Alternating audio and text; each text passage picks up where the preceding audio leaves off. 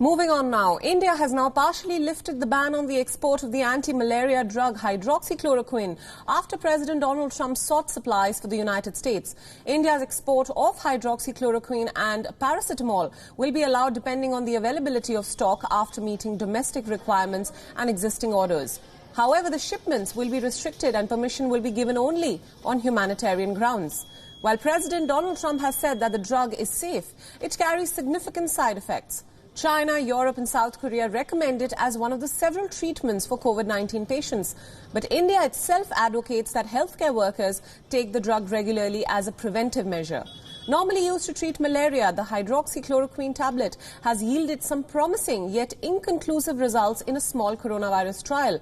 India's export ban since last month had cut off half of US's supplies of these drugs. President Donald Trump said at the White House on Monday that he was unaware if Indian Prime Minister Narendra Modi had banned the export of the drug, and he stated that he had asked the PM to ensure the supply of the medicine to the US. And if New Delhi declined to ship this medicine, the US president said that there may be retaliation.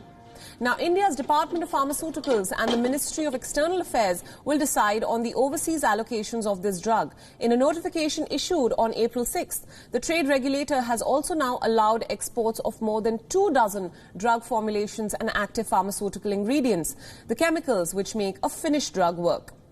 The decision to lift the ban is driven both by India's bilateral trade relationships with the US and, of course, the personal rapport between President Donald Trump and Prime Minister Narendra Modi. India produces huge quantities of both these drugs, and there are also some US companies which produce these drugs within India. Amid the current pandemic, India is expecting a doubling of the domestic demand for these drugs. The government has been assessing the quantities that can be exported while ensuring that the internal demand is met. However, the demand for paracetamol and hydroxychloroquine will be continuously monitored. We earlier spoke to Dr. Anil Kaul, a clinical professor based in the United States. He is also the director of a disease lab that is conducting COVID-19 tests. Let's listen in to what he has to say.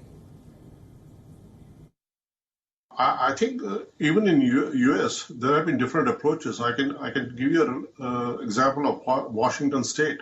They were the first ones to get hit, and what they immediately did is they shut down all the businesses. Every business was shut down, and every big corporation over there, they told employees to stay home, and social distancing basically helped Washington State.